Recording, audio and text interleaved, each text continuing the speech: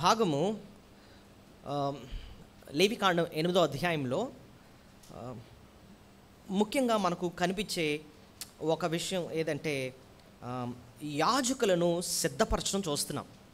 అహరోను కుమారులు నీ దేవుడు యాజకులుగా నియమించాడు. వారిని ఏ రీతిగా మోషే సిద్ధపరుస్తున్నాడో మనం 8వ అధ్యాయంలో మనం చూస్తాం. 9వ అధ్యాయంలో వారు యాజకులుగా వారు చేసే పని ఏంటో మనం చూస్తాం. అహరోను కుమారులు ఫస్ట్ టైం వాళ్ళు బలులు అర్పిస్తారనమాట ఇశ్రాయేల్ ప్రజల నిమిత్తము. సో 4వ అధ్యాయంలో కూడానండి కొన్ని వచనాలు మనం చూద్దాం. 4వ అధ్యాయం చూడండి, లేవికాండం 4వ అధ్యాయము చూడండి. అనేక సార్లు ఈ మాట వినబడుతుంది ఇక్కడ, అభిషేకింపుడైన యాజకుడు అన్నమాట. చూడండి 3వ వచనం, ప్రజలు అభిషేకుడైన యాజకుడు. చాలు, ఇంకా అలా కిందకి వెళ్తే 10వ వచనంలో కనపడుతుంది చూడండి. 10వ వచనం, సమాధాన బలియగు ఎద్దు నుండి తీయవలని యాజకుడు దహన బలి పిట్ట దాన్ని దహింపవని. సో ఇక్కడ కూడా యాజకుడు కనపడుతున్నాడు. 16వ వచనంలో కూడా చూస్తే శక్తుడైన యాజకుడు అన్నమాట. ఇంకా అలాగా మనం 20వ వచనంలో కూడా మనకి యాజకుడు కనపడుతున్నాయి. అట్లే దీన్ని చేయవలెను, యాజకుడు వారి నిమిత్తము ప్రాయశ్చిత్తము చేయి. సో మొత్తం మీద మనకి 31వ వచనంలో కూడా చూస్తే 31వ వచనం, క్రొవ్వంతటిని తీయవలెను, యెహోవా ఇంపైన సువాసనగా యాజకుడు బలిపీఠం మీద దాన్ని దహింపవలెను. అట్లు యాజకుడు అతని నిమిత్తం ప్రాయశ్చిత్తము చేయగా అతనికి క్షమాపణ. సో ఇవన్నీ ఎవరి గురించి ఎక్కువ మనం ఇక్కడ చూస్తున్నాం? యాజకుడు. 35వ వచనం చివరిన కూడా చూస్తే యాజకుడు అతని నిమిత్తము ప్రాయశ్చిత్తము చేయగా అతనికి క్షమాపణ.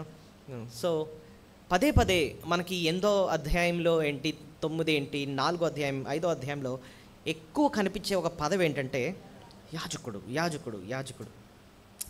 సో ఇదను యాజకుడు అన్న అంశాన్ని గురించి మనం ధ్యానించబోతున్నాం. యాజకుడు, ఈ యాజకుడు అన్న అంశం మనకి అర్థం అవ్వాలంటేనండి ముఖ్యంగా 3 ప్రశ్నలు వేసుకోవాలి. మొట్టమొదటిది, యాజకుడు ఎందుకు అవసరం? రెండవది, యాజకుడికి ఉండే లక్షణాలు ఏంటి? మూడవది, యేసు ప్రభు మనకు యాజకుడిగా ఉండటం వల్ల మనకు కలిగే మేళ్ళు ఏంటి? చెప్పండి. ఈరోజు మన అంశం ఏంటండి? యాజకుడు కదండి. ఈ లేవికాండం 8వ అధ్యాయంలో మనం ధ్యానిస్తున్నాం యాజకుడు గురించి. సో 3 ప్రశ్నలు వేసుకుంటున్నాం. ఈ 3 ప్రశ్నలకు మనం జవాబు తెలుసుకొని అప్పుడు మనం ప్రభు ఆరాధించడానికి మనం వెళదాం. ఇంతకీ ఈ 3 ప్రశ్నలు ఏంటి అంటే, మొట్టమొదటిది, అసలు యాజకుడు ఎందుకు అవసరం? చెప్పండి అమ్మా ప్రశ్న. అసలు యాజకుడు అన్నాడు ఎందుకు అవసరం? ఇప్పుడు దేవుడు ఉన్నాడు, మనిషి ఉన్నాడు, మనిషి డైరెక్ట్గా దేవుని దగ్గరికి వెళ్ళి ప్రార్థించుకోవచ్చు కదా. మధ్యలో ఈ యాజకుడు అన్న సబ్జెక్ట్ ఎందుకు వచ్చింది? అసలు ఈ వ్యక్తి ఎందుకు అసలు మనకి యాజకుడు అన్న విషయాన్ని మనం ఎందుకు, యాజకుడు ఎందుకు అవసరం అన్నది మనం మొదటి ప్రశ్న వేసుకోవాలి. రెండోది, మరి యాజకుడికి ఉండే లక్షణాలు ఏంటి? What are the characteristics of a priest? యాజకుడికి ఉండే లక్షణాలు ఏంటి? ప్రతి ఒక్కడికి వెళ్ళి బాబు నేను కూడా యాజకుడిని అని చెప్పి మధ్యలో వెళ్ళిపోవచ్చా? ఆయనకు ఉండాల్సిన లక్షణాలు ఏంటి? ఓకే, అది రెండో ప్రశ్న.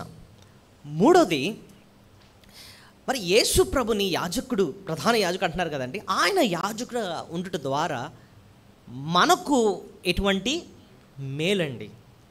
సో ఇవి నిజంగా అర్థమైతేనండి అసలు యేసు ప్రభు మనకు యాజకుడిగా ఉన్నందుకు ఆ ఒక్కొక్క మాట అర్థం చేసుకుంటే ఆయన్ని స్తుతించకుండా ఉండలేమన్నమాట. ఏంటి ఇంత శ్రేష్టమైన యాజకుడా నాకున్నాడు, ఆయనలో ఇన్న మేళ్ళు ఉన్నాయా అని చెప్పి మనం అర్థం చేసుకుంటాం. అయితే ఆ ప్రశ్న యొక్క విలువ ఏంటో మనకు అర్థం అవ్వాలి అంటే ఈ మొదటి 2 ప్రశ్నలు త్వరగా మనం చూడాలి. ఏంటంటే చెప్పండి. మొదటి ప్రశ్న, అసలు యాజకుడు మనకు ఎందుకు అవసరం? ఏదైనా సమస్య ఉంది కాబట్టి ఆ సమస్యకు పరిష్కారంగా దేవుడు యాజకుడిని పెట్టాడు కదండి. అసలు యాజకుడు ఎందుకు అవసరం? ఇక్కడ మనం లేవికాండం 4వ అధ్యాయంలో ఇందాక నేను ఒక 2 వచనాలు చదివించాను. యాజకుడు ఇక్కడ ఒక చేసే పని ఏంటో ఇక్కడ ఒక మాట ఉంటుంది చూడండి. 4వ అధ్యాయము 20వ వచనం చూడండి. అతడు పాప పరిహార బలి కోడెను చేసినట్లు దాన్ని చేయవలెను, అట్లే దాన్ని చేయవలెను, యాజకుడు వారి నిమిత్తము ప్రాయశ్చిత్తము చేయగా వారి క్షమాపణ. ప్రాయశ్చిత్తం ఏ మాట రాస్తుంది? అది గుర్తుపెట్టుకోండి ఆ మాట. యాజకుడు, the purpose of a priest ఎందుకు యాజకుడు మనకు అవసరం అంటే ప్రాయశ్చిత్తం ఆ పదం. మరి అదే పదం ఇంకో దగ్గర రాయబడింది. కొంచెం కిందకు వస్తే 31వ వచనం చూడండి. యెహోవా ఇంపైన సువాసన యాజకుడు బలిపీఠం మీద దాన్ని దహనబలి అట్లు యాజకుడు అతని నిమిత్తము ప్రాయశ్చిత్తము చేయగా. ఇక్కడ కూడా ఏ మాట రాసింది? ప్రాయశ్చిత్తము చేయాలట, అతనికి క్షమాపణ కలుగును. 35వ వచనం చివరి లైన్లో కూడా చూడండి. యాజకుడు అతని నిమిత్తం ప్రాయశ్చిత్తము చేయగా అతనికి క్షమాపణ కలుగును. సో యాజకుడు ఎందుకండి అవసరం అన్న ప్రశ్నకు మనకి జవాబు ఇక్కడ అర్థమవుతుంది. ఎందుకు మీరే చెప్పండి.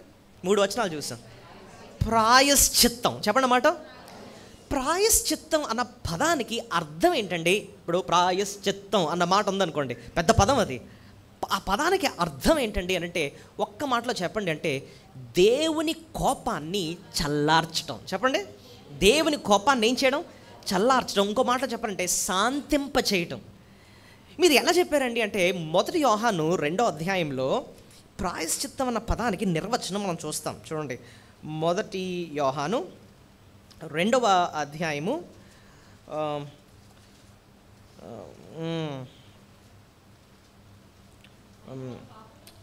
8వ వచనం 2వ వచనం చదవండి. ఆయన మన పాపములకు శాంతికరమై ఉన్నాడు. అగండి, శాంతికరమై ఉన్నాడు అని చెప్పి పక్కన 4 అన్న సంఖ్య ఉంది. ఫుట్ నోట్లో ఏముందో చెప్పగలరా? ప్రాయశ్చిత్తమై ఉన్నాడు అని ఉంది, చూసారా? సో ప్రాయశ్చిత్తానికి అర్థం ఏంటి? ఇప్పుడు మీరు చెప్పవచ్చు, శాంతింప చేయటం. సో అంటే దేవునికి కోపం ఉంది మానవుల పైన. అది ఎందుకో ఏంటో మనం చూద్దాం. అయితే ఆ కోపాన్ని శాంతింపచేసే ప్రక్రియ ఏంటంటే ప్రాయశ్చిత్తం అన్నమాట. ఇప్పుడు మనుషులకు కూడా కోపం వస్తుంది. ఇప్పుడు ఎవరన్నా ఒక వ్యక్తిని నడి రోడ్డు మీద చంపేశాడు అనుకోండి, వేరే వాళ్ళందరికీ కూడా మనుషులందరికీ కోపం వస్తుంది. అని బయటకు తీసుకురండి, మేము కొట్టేస్తాం, చంపేస్తాం అన్నట్టుగా కోపం చూపిస్తారు. మరి వాళ్ళ కోపం శాంతింపజేయాలి అంటే ఏం చేయాలి చెప్పండి? గవర్నమెంట్ ఎవడైతే తప్పు చేశాడో వాడికి తగ్గ శిక్ష పడితే, వాడు కూడా ఏ ఉరి శిక్ష లేకపోతే భయంకరమైన యావజ్జీవ శిక్ష వేసారనుకోండి, అప్పుడు జనాలందరికీ కూడా కోపం ఏమవుద్ది? చల్లారుతుంది అన్నమాట. అంటే తగ్గ శిక్ష పడుట ద్వారా కోపం చల్లారుతుంది. అలాగే మానవులైన మనము పాపం చేస్తాం. పాపం వల్ల దేవుని యొక్క ఉగ్రత మన మీద ఉందన్నమాట. ఆయన కోపం ఉంది మన పైన. అయితే దానికి తగ్గ శిక్ష పడితేనే దేవుని కోపం ఏమవుద్దండి? చల్లారు. ఆ పని చేయడానికి, ఆయన కోపాన్ని చల్లార్చడానికి దేవుడు ఒక వ్యక్తిని ఇంట్రడ్యూస్ చేశాడు. ఆ వ్యక్తి ఎవరంటే మనం చదువుతున్నాం, ఎవరు తెలుసా? యాజకుడు. చెప్పండి, యాజకుడు. ఇక్కడ 3 వచనాలు చూసాం లేవికాండం 4వ అధ్యాయంలో. ఆయన ఏం చేయాలట? ప్రాయశ్చిత్తం చేయాలి. ఇప్పుడు మనం ఈ లేవికాండం ఈ మొదటి ప్రశ్నకు మనం ఇంకా జాగ్రత్తగా మనం అర్థం చేసుకోవాలి అంటే అసలు ఆ కోపం ఎందుకు వచ్చింది దేవునికి మానవుడి పైన? దేవుని ఆశీస్సులు మనపై ఉండాలి కదండి, ఆయన ఆశీర్వాదాలు మనపై ఉండాలి కదండి. కోపం ఎందుకు వచ్చిందండి అని అంటే మనకి ఆది కాండం నుంచి ఆ స్టోరీ తెలుస్తూ మనకు. ఆదామవ్వలు దేవుడు మొట్టమొదటిసారి వారిని సృష్టించినప్పుడు ఏదైనా తోటలో పెట్టాడు. దేవునికి మనిషికి ఎంతో అన్యోన్యత ఉందన్నమాట, క్లోజ్ ఇంటిమెసీ ఉందన్నమాట. దేవుడు మనిషి కలిసి అన్యోన్యమైన సహవాసం కలిగి ఉండేవారు. కానీ ఏ రోజైతే పాపం చేశారో ఆ పాపం వారిద్దరి మధ్యన ఎడబాటు తీసుకొచ్చింది. పాపం వల్ల ఏమొచ్చింది చెప్పండి? ఎడబాటు. దేవుని కోపం వారిపై ఉందన్నమాట. ఆది కాండం 3వ అధ్యాయము 23-24 వచనాలు చూడండి. దేవుని కోపం ఏంటో ఇక్కడ మనకి కనపడుతుంది. ఆది కాండం 3వ అధ్యాయము 23-24 వచనాలు. దేవుడైన యెహోవా అతని ఏ నేల నుండి తీయబడెనో దాన్ని సేద్యపరచుకును ఏదేను తోట నుండి వారిని పంపివేసి అతడు ఆయన ఆదామును వెళ్ళగొట్టి ఏదైనా తోటకు తూర్పు దిక్కున కెరూబులను జీవవృక్షముకు పోవు మార్గమున కాచుటకును ఇటు అటు తిరుగుచున్న ఖడ్గ జ్వాలలను నిలవబెట్టెను. ఇటు అటు తిరుగుచున్న ఖడ్గ జ్వాలలను నిలవబెట్టాను. మీరు చూడండి, దేవుడైనా ఆయన సృష్టించిన మానవుని ఎంత కఠినంగా ఉన్నాడంటే చూడండి, మాటలు ఎంత కఠినంగా ఉన్నాయో. పంపివేశాడట, వెళ్ళగొట్టేశాడట. వెళ్ళగొట్టడం అంటే అర్థం ఏంటి? గెట్ అవుట్ అని అన్నాడు అనమాట. చూడండి, ఇంట్లో ఉన్న అబ్బాయిని లేకపోతే కూతురునో కొడుకునో బయట గెంటేస్తారని కూడా తల్లిదండ్రులు వినడానికే అంటే ఏంటి సొంత కొడుకున గెంటేశారా బయటికి. దేవుడు ఆయన సృష్టించిన ఆదాము అవని ఏదైనా తోట నుంచి ఏం చేసేసాడు, వెళ్ళగొట్టేశాడు, పంపివేశాడట. పంపివేయడమే కదా, వీళ్ళు మళ్ళీ వస్తారేమోనని చెప్పి ఇటు అటు తిరుగుచున్న ఖడ్గ జ్వాల. కెరూబులు అంటే అర్థం ఏంటంటే ఖడ్గ జ్వాలలు అంట. దాని ఇంగ్లీష్లో స్వోర్డ్స్ ఆఫ్ ఫైర్ అంటున్నది. అంటే కత్తిలే ఎలా ఉన్నాయంటండి, జ్వాల అంటే ఫైర్ అన్నమాట. అగ్నితో ఉన్న కత్తుల్లా ఉంటాయన్నమాట. దగ్గర వస్తే ఏం చేస్తాయి, కాల్చేస్తాయి, చంపేస్తాయి అనమాట. అంత దేవుడు అలా పెట్టేటట్టండి.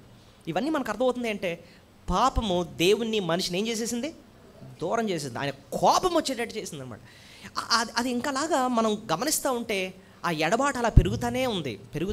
వీళ్ళు పాపం పెరుగుతూనే ఉంది, ఎడబాటు పెరుగుతూనే ఉంది. నిర్గమకాండంలో మనం చూస్తే ఇశ్రాయేల్ ప్రజల్ని దేవుడు ఐగుప్తు దేశం నుంచి విడిపించాడు.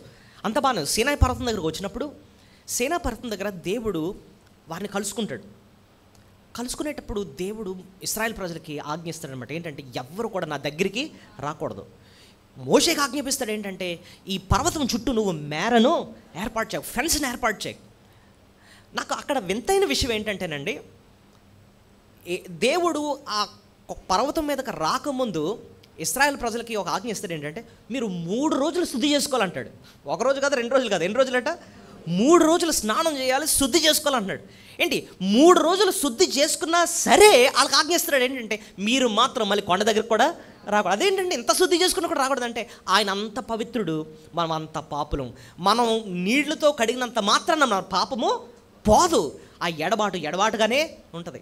ఇంకా నిర్గమకాండం అలాగ 40 అధ్యాయంకి వచ్చేస్తేనండి, 40 అధ్యాయం 35 వచనం చూడండి. నిర్గమకాండం 40:35. యెహోవా తేజస్సు మందిరం నింపాను, ఆ మేఘము మందిరం మీద నిలుచుట చేత మందిరము యెహోవా తేజస్సుతో నిండెను గనుక మోషే ప్రత్యక్షపు గుడారములోనికి వెళ్ళలేకుండెను. అయ్య బాబాయ్, ఈ ప్రత్యక్ష గుడారములోకి దేవుని మహిమ వస్తే మోషేకే ప్రవేశం లేదట, వెళ్ళలేకపోయాడట. ఎందుకంటే ఎందుకు వెళ్ళలేకపోయాడు, దేవుని దగ్గరికి వెళ్ళలేకపోయాడు. ఎందుకంటే ఆ టైంలో ఉన్న బెస్ట్ పర్సన్ ఎవరంటే మోషే, దేవుడు ఏర్పాటు చేసిన వ్యక్తి. కానీ స్టే అవుట్ సైడ్, బయట నుండు. ఆ ఎడబాటు దేని బట్టి వచ్చిందండి అంటే మనుషులు చేసిన పాపం బట్టి. దేవుడు పరిశుద్ధుడు, మనిషి పాపాత్ముడు. ఆ పరిశుద్ధత పాపాన్ని దగ్గరగా రానివ్వదు అనమాట. ఆయన పాపము చేయుడు, పాపాన్ని సహించడు. చెప్పండి, పరిశుద్ధత అంటే ఏంటి? ఆయన పాపం చేయుడు, పాపాన్ని సహించడు. కాబట్టి మనిషి పాపంతో ఉన్నాడు కాబట్టి ఎప్పుడు దూరంగా ఉండాల్సిందే. మరి ఇదేనా పరిస్థితి అండి? పాత గ్రంథంలో భక్తులు పదే కోరుకునే ఒకటేంటంటే దేవుడు దూరంగా ఉన్నాడు, పరిశుద్ధుడు ఆయన, మనిషి పాపాత్మంగా మేము దూరంగా ఉన్నాం, మమ్మల్ని ఇద్దరిని కలిపి ఒక మధ్యవర్తి వస్తే బాగుండు అని చెప్పి పదే అడిగేవారు అనమాట. ఒక వచనాన్ని మీకు జ్ఞాపకం చేస్తాను. యోబు గ్రంథం 9వ అధ్యాయం చూడండి. యోబు గ్రంథం 9వ అధ్యాయము 32-33 వచనాలు. యోబు గ్రంథం పాత నిబంధనలోనే అతి పాత గ్రంథం అన్నమాట. కొంతమంది భక్తులు ఏం చెప్తారంటే ఆది కాండం కంటే ముందు రాయబడిందంట ఏది, యోబు గ్రంథం. అలాంటప్పుడే యోబు ఒకడు కోడుకుంటాడు. చూడండి, యోబు గ్రంథం 9వ అధ్యాయము 32-33 వచనాలు చూడండి. ఆయన నావలే నరుడు కాడు, నేను ఆయనతో వ్యాజ్యమాడ జాలను, మేము కలిసి న్యాయ విమర్శకు పోలేము, మా ఇద్దరి మీద చెయ్యి ఉంచదగిన మధ్యవర్తి మాకు లేడు. చూడండి ఏం కోరుకుంటున్నాడు చెప్పండి, అసలు ఎంత క్లియర్గా ఉందో చూడండి. మేము కలిసి న్యాయ విమర్శకు పోలేము, మా ఇద్దరి మీద చెయ్యి ఉంచదగిన మధ్యవర్తి మాకు లేడు. సో మధ్యవర్తి యొక్క రోల్ ఏంటి చెప్పండి? మధ్యవర్తి, ఆ మాట పదం చూడండి. మధ్యవర్తి యొక్క ఉద్దేశం ఏంటి ఇక్కడ? ఇద్దరిని ఏం చేయాలి? కలపాలి. ఇద్దరి మీద చేతులుంచి వాళ్ళిద్దరి దగ్గరికి తీసుకురావాలన్నమాట. ఆ మధ్యవర్తి పాత్ర పోషించేదే ఎవరంటే యాజకుడు. అంటే ఆ యాజకుడు యేసు ప్రభువులను ఎలా నెరవేరిందో మనం 3వ ప్రశ్నకి వెళ్దాం. కానీ ఫస్ట్ మన ప్రశ్న ఏం నేర్చుకుంటున్నాం? అసలు యాజకుడు ఎందుకు? యాజకుడి యొక్క ఉద్దేశం ఏంటి? ఆయన పర్పస్ ఏంటంటే ఇద్దరిని ఏం చేయాలి? కలపాలి. ఒక మధ్యవర్తిగా ఉండి దేవుణ్ణి మనిషిని ఏం చేయాలి? కలపాలన్నమాట. ఆ ఆ పని కొరకు దేవుడు ఇక్కడ యాజకుని నియమించినట్టుగా మనం చూస్తున్నాం. అయితే యేసుక్రీస్తులో ఆ మధ్యవర్తి స్థానము భర్తీ అయింది. మొదటి తిమోతి 2:5 ఉంటుంది చూడండి ఆ మాట. మొదటి తిమోతి 5:2 దేవుడొక్కడే, మధ్యవర్తియు ఒక్కడే, ఆయన క్రీస్తు యేసునను నరుడు. సో ఇక్కడ మనకి అర్థమవుతుంది ఏంటంటే, పాత నిబంధన గ్రంథంలో దేవుడు యాజకుడిని నియమించాడు. కానీ ఈ యాజకులు పోలికలు మాత్రమే, కానీ నిజస్వరూపం ఎవరు? యేసుప్రభు.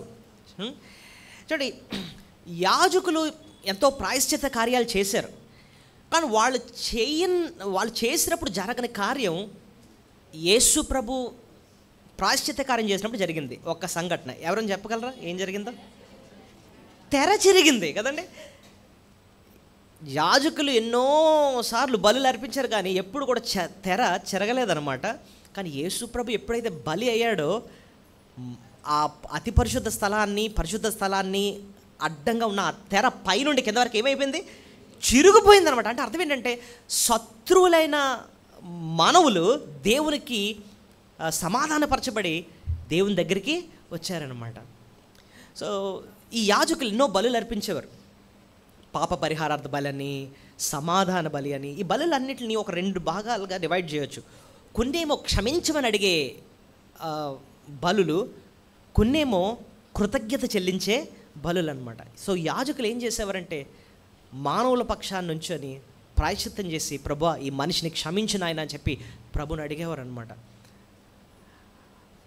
ఇప్పుడు ఒక 2 బలుల పేర్లు చెప్తారు. ఒకటేమో పాప పరిహారార్థ బలి. ఏం చేసేవారట? పాప పరిహారార్థ బలి చేసేవారు. రెండోదేమో సమాధాన బలి చేసేవారు. ఏంటంటే, పాప పరిహారార్థ బలి ఏంటంటే, చేసిన పాపాన్ని నువ్వేం చేయాలి? క్షమించు అని అడిగేవారు. రెండోదేమో దేవునికి మనిషికి మధ్యన సమాధానము తెచ్చేవారు అనమాట. సమాధాన బలి గురించి నేను గత వారం చెప్పాను. సమాధాన బలి ఇచ్చినప్పుడు ఒకే పశువుని 3 భోజనం చేసేవాళ్ళు. ఎవరెవరు? క్రొవ్వంతా ఎవరికి ఇచ్చేయాలి? దేవునికి ఇచ్చేయాలి. కొన్ని భాగాలేమో యాజకులు తినాలి, మిగిలిన భాగాలన్నీ ఇక్కడ ఈ వచ్చిన వ్యక్తి కుటుంబము కలిసి తినాలన్నమాట. వాళ్ళు కలిసి భోజనం చేయడం ఏం నేర్పిస్తుందంటే, పోయిన సమాధానం మళ్ళీ వచ్చిందనమాట. ఈ పనంతా ఎవరు చేసేవారంటే యాజకులు చేసేవారనమాట. అంటే దేవుని దగ్గరకి ఒక పాపిని తీసుకొచ్చి క్షమించమని అడగడం మాత్రమే కాకుండా, బలిచ్చి క్షమించమని అడగడం మాత్రమే కాకుండా, దేవునికి మనిషికి మధ్యలో మళ్ళీ ఏం తీసుకొచ్చేవారట? సమాధానం. ఇదంతా ఒక మధ్యవర్తిగా వాళ్ళు చేసేవారనమాట. సో మొట్టమొదటి ప్రశ్న మనకు అర్థమైంది ఏంటంటే, యాజకుడు దేవునికి మనిషికి, పరిశుద్ధుడైన దేవునికి పాపి అయిన మనిషికి మధ్యన ఎలా ఉండాలి? మధ్యవర్తిగా ఉండాలన్నమాట. అయితే ఆ స్థానాన్ని భర్తీ చేసింది ఎవరండి అంటే, ఆ స్థానాన్ని లేదా ఈ యొక్క యాజకుడిగా సంపూర్తిగా నెరవేర్చింది ఎవరంటే యేసు ప్రభు అని మనం చూస్తున్నాం. ఇంకా సింపుల్ భాషలో మధ్యవర్తి అన్న మాటను గురించి ఎక్స్ప్లెయిన్ చేయాలంటేనండి, మధ్యవర్తి నేను ఇంతకుముందు ఒకసారి చెప్పాను, ఇద్దరిని కలపడం అన్నమాట. ఇప్పుడు సపోజ్ మన మీటింగ్స్ అయ్యాయి, దొరగారు వచ్చారు, ఆయనకు వచ్చిన భాష ఏమో ఇంగ్లీష్ కదండి, ఇక్కడ కూర్చున్న ఎక్కువ మందికి తెలుగు వచ్చు. ఇప్పుడు ఇద్దరిని కలపాలంటే మధ్యలో ఒకరు ఉండాలి. ఎవరు ఉండాలి? ఒక ట్రాన్స్లేటర్ ఉండాలి కదండి. అప్పుడు నేనేం చేశాను? మధ్యలో నించొని మధ్యలో ఏం చేశాను? ఆయన భాషను నేను అర్థం చేసుకొని దానిని ఇక్కడ వీళ్ళకి తెలిసిన భాషను బట్టి తెలుగులోకి దాన్ని ట్రాన్స్లేట్ చేశాను. కాబట్టి ఇద్దరిని ఏం చేస్తున్నాను? ఇక్కడ నేను కలుపుతున్నాను. సో అలా ఇద్దరిని కలపాలి అంటే నాలో ఒక లక్షణం ఉండాలి. ఏంటో చెప్పండి? నాకు ఈయన భాష రావాలి, అలాగే యువతల మనుషుల యొక్క భాష రావాలి. ఇద్దరి యొక్క భాషలు వస్తేనే నేను ట్రాన్స్లేటర్గా ఉండగలను. అలాగే రెండో ప్రశ్న ఏంటంటే, మరి ఆ యాజకుడిగా ఉండడానికి లేదా ఆ మధ్యవర్తిగా ఉండడానికి ఉండాల్సిన లక్షణాలు ఏంటి అన్నవి ఇప్పుడు కొన్ని చూద్దాం. ఓకే, ఎవరు ఆ మధ్యవర్తిగా ఉండగలరు? పరిశుద్ధుడైన దేవుణ్ణి పాపి అయిన మనిషిని కలిపే మధ్యవర్తిగా ఉండగల వ్యక్తి ఎవరు అన్నదానికి మనం ఒక 4 లక్షణాలు మనం చూద్దాం. ఓకే, మొట్టమొదటిది, యాజకుడు అన్న వ్యక్తిని దేవుడే ఎన్నుకోవాలి. ఎవరు ఎన్నుకోవాలండి? దేవుడు ఎన్నుకోవాలి. ఎవరు పడితే వాళ్ళు యాజకుడిగా ఉంటాను అని అనకూడదు అనమాట. మనం ఎక్కడ చూసాం ఆ మాట? లేవికాండం 8వ అధ్యాయం దయచేసి తీయండి. లేవికాండం 8వ అధ్యాయము మొదటి 3 వచనాల్లో దేవుడే మోషేతో మాట్లాడి అహరోను అతని కుమారుని ఎన్నుకుంటాడు. ఇక్కడ చూడండి, మరియు యెహోవా నీవు అహరోను అతని కుమారులను వారి వస్త్రములను అభిషేక తైలమును పాప పరిహార బలివైన కోడెను 2 పొట్టేళ్లను గంపెడు పొంగని భక్ష్యములను తీసుకొని చాలు చాలు చాలు. ఇక్కడ ఎవరు ఎన్నుకుంటారు? మోషే ఎన్నుకున్నాడా లేకపోతే దేవుడు చెప్పాడా? యెహోవా దేవుడే మోషేకు ఆజ్ఞ చేశాడు, నేను వీళ్ళని ఎన్నుకున్నాను, అహరోను ఎన్నుకున్నాను, అహరోను అతని కుమారులు వీళ్ళు యాజకుడిగా ఉండాలి అని చెప్పి అంటాను అనమాట. సో ఇక్కడ మనకు అర్థమవుతుంది ఏంటంటే, ఒక యాజక స్థానాన్ని భర్తీ చేయాలంటే అది ఎవరికి వారు కాదు, దేవుడు ఎన్నుకోవాలి. యేసు ప్రభుని గురించి రాయబడిన మాట ఏంటంటే, ఆయనను తండ్రి అయిన దేవుడు మధ్యవర్తిగా ఉండడానికి ఏర్పాటు చేసుకోండి. ఎక్కడ రాస్తుంది చెప్పగలరా మీరు? 1 పేతురు 2వ అధ్యాయము, 1 పేతురు 2వ అధ్యాయము 4వ వచనం. 1 Peter chapter 2 verse 4. మనుషుల చేత విసర్జింపబడినను దేవుని దృష్టికి ఏర్పరచబడినను ఆయన అమూల్యమైన సజీవమైన రాయు ప్రభువు నద్దకు వచ్చిన వారే. సో ఇంతకీ ఈ ప్రభువుని అంటండి తండ్రి అయిన దేవుడు ఏం చేశాడు? ఇక్కడ ఏర్పరచబడినది ఆయన ఏర్పాటు చేసుకున్నాడు, మధ్యవర్తిగా ఉండడానికి, యాజకుడిగా ఉండడానికి, మన కోసం ప్రాణం పెట్టడానికి, మన పాపాన్ని క్షమించడమే కాదు, నేను ఇందాక అన్నాను కదా, దేవునితో మనకేం తీసుకురావాలి? సమాధానం తీసుకురావడానికి, శత్రువైన మనల్ని ఆయనకు బిడ్డలుగా చేయడానికి, మిత్రులుగా చేయడానికి దేవుడు ఆయన్ని ఏర్పాటు చేసుకుని. He is the anointed one. అసలు క్రీస్తు అంటే అర్థం ఏంటండి? యేసు అన్న మాటకు అర్థం రక్షకుడు అని అర్థం. క్రీస్తు అంటే ఏంటి? అభిషక్తుడు, అభిషేకింపబడిన వాడు. తండ్రి అయిన దేవుడు ఆయన అభిషేకించి పంపిస్తున్నాడు. దేనికోసం అండి అంటే, మనిషికి దేవునికి మధ్యన ఎలా ఉండాలట? ఆయన మధ్యవర్తిగా ఉండి సమాధానం తీసుకొచ్చే వ్యక్తిగా ఉండేటట్టు ఉండడానికి ఆయన అభిషేకించి పంపించాడు, ఆయన ఏర్పాటు చేసుకున్నాడు అనమాట. సో కాబట్టి యాజకుడు ఉండే మొదటి లక్షణం ఏంటంటే, ఎవరు ఏర్పాటు చేసుకోవాలి? ఆయన్ని దేవుడే ఏర్పాటు చేసుకోవాలనే విషయాన్ని మనం చూసాం. అంతేకాదు, యాజకుడికి ఉండాల్సిన 2వ లక్షణం ఏంటండి అని అంటే, యాజకుడు పరిశుద్ధంగా ఉండాలి. యాజకుడు ఎలా ఉండాలట? పరిశుద్ధంగా ఉండాలి. మనం ఇందాక లేవికాండం 8వ అధ్యాయం కదండి చదివాము. లేవికాండం 8వ అధ్యాయం అంతా కూడా మోషే దేవుడు చెప్పినట్టు అహరోను కుమారుల్ని పవిత్రపరుస్తాడనమాట. ఒకసారి మనం లేవికాండం 8వ అధ్యాయంకి వెళదాం. అక్కడ చాలా ప్రాసెస్ చేస్తాడండి. చూడండి, ముందేమో స్నానం చేయిస్తాడు. చూడండి 6వ వచనం చూడండి, ఏం చేశాడు? అప్పుడు మోషే అహరోనును అతని కుమారులను దగ్గరకు తీసుకొని వచ్చి నీళ్లతో వారికి స్నానము చేయించి. ఫస్ట్ ఏం చేయించాడట? స్నానం చేయించాడు. సో శుద్ధి చేయడంలో వాళ్ళ ఫస్ట్ ప్రాసెస్ ఏంటంటే, కంప్లీట్గా వాళ్ళు ఏం చేయాలి? స్నానం చేయించాలి. తర్వాత చూడండి, వాళ్ళకేమో ఒక వస్త్రాన్ని ఇవ్వాలి. ఆ వస్త్రానికి ఏం పేరు ఉంది చూడండి, 7వ వచనం. అతనికి చొక్కాని తొడిగించి అతనికి దట్టిని కట్టి నిలువు టంగిని ఏఫోదును వేసి ఏమి వేయాలట? ఏఫోదు వేయాలట. దానికి ఒక స్పెషల్ డ్రెస్ ఉంది. ఆ ఏఫోదును గురించి ఎంత చక్కగా ఉందంటే, ఆ ఏఫోదుకేమో పైనేమో ఒక తలపాగా ఉంది. ఈ డ్రెస్ని మీరు గమనిస్తే ఇక్కడేమో రొమ్ము దగ్గర ఒక పెద్ద ప్లేట్ ఉంటుందట. ఆ ప్లేట్ మీద 12 విలువగల రాళ్ళు ఉంటాయి. దాని గురించి మనం చదువుదాం. తర్వాత భుజం మీద కూడా విలువైన రాళ్ళు ఉండి ఇశ్రాయేలు యొక్క పేర్లు ఉంటాయి అన్నమాట. సో ఈ అంగీని వేసి వాళ్ళని తీసుకురావాలి. తర్వాత అభిషేక తైలాన్ని తీసుకొచ్చి వాళ్ళ మీద పోయాలి. వాళ్ళకి కొన్ని వాళ్ళ పక్షాన మోషే అర్పించాలి. అవేంటంటే పాప పరిహారార్థ బలి ఒకటి, దహన బలి ఒకటి. ఎక్కడ రాస్తుందంటే 14వ వచనంలో ఉంటుంది చూడండి. అప్పుడు అతడు పాప పరిహారార్థ బలిగా ఒక కోడెను తీసుకొని వచ్చును. సో ఫస్ట్ ఏం అర్పించాలి? ఎందుకు అర్పించాలి? ఇప్పుడు అహరోను కుమారులు కూడా మనుషులే కదా, వాళ్ళలో కూడా ఎంతో పాపము ఉంది కదా. ఆ పాపం పోవాలి అంటే వాళ్ళ పక్షాన ముందు ఏం జరగాలి? అక్కడ పాప పరిహారార్థ బలి జరగాలి. అంతేకాదు ఇంకో బలి కూడా చేయాలట. అది ఎక్కడ రాస్తుంటుందంటే 18వ వచనం చూడండి. తరువాత అతడు దహన బలిగా ఒక పొట్టేళ్లను తీసుకున్నాను. సో ఇక్కడేం బలి అర్పించాలి? దహన బలి. సో పాప పరిహారార్థ బలి అర్పించాలి, తర్వాత ఏమో దహన బలి అర్పించాలి. అయితే మీరు ఇంకా కొంచెం అలా కిందకి వెళితే ఒక వింతైన పని ఇక్కడ చేశాడండి. 23వ వచనం చూడండి. మోషే దానిని వధించి, అంటే ఒక పొట్టేళ్ళు వధించాడట, రక్తాన్ని తీసుకొని ఏం చేశాడు చూడండి. దాని రక్తంలో కొంచెము తీసి అహరోను కుడి చెవి కొన మీదను, అతను కుడి చేతి బటన్ వేల మీదను, కుడికాలు బటన్ వేల మీదను దానిని చమరండి. ఎక్కడెక్కడ రాశాడటండి? కుడి చెవి మీద రాశాడు, తర్వాత కుడి బటన్ వేల మీద రాశాడు, ఇంకా కుడి. అక్కడ ఎందుకు రాశాడు చెప్పండి? అక్కడ ఎందుకు రాశాడు? ముందేమో వాళ్ళ పాపాల గురించేమో మొత్తం 2 బలులు అర్పించాడు. ఏం బలులు? పాప పరిహారార్థ బలి ఒకటి, దహన బలి ఒకటి అర్పించాడు. బాగానే ఉంది. ఇప్పుడు మళ్ళీ ఇంకో పశువుని తీసుకొచ్చి బలిచ్చి దాని రక్తాన్ని తీసుకొచ్చి కుడి చెవు మీద రాశాడట, కుడి బొటన వేల మీద రాశాడట, కుడి కాలు మీద. అంటే అర్థం ఏంటో తెలుసా? వాళ్ళని దేవుని కోసం ప్రతిష్ఠించాడు. వాళ్ళ పని ఏంటంటే, ఇదిగోండి, ఇక మీద నేను చెప్పినట్టు కాదు మీరు చేయాల్సింది. దేవుడు ఏం చెప్తే మీ చెవు ఆయన వైపే ఉంచాలి. మీ చెయ్యి ఏంటి, మీ కాలు ఏంటి, మీరు చేయాల్సినవి ఆయన ఏం చెప్తే అది విని దాని ప్రకారంగా చేయాలి. మీకు నచ్చినట్టు మీరు చేయకూడదు అని చెప్పడానికి దేవుడు ఆ పని చేయమన్నాడు అనమాట. వీళ్ళకి అర్థమైంది, ఓహో నా చెవి ఇంకెవరిది?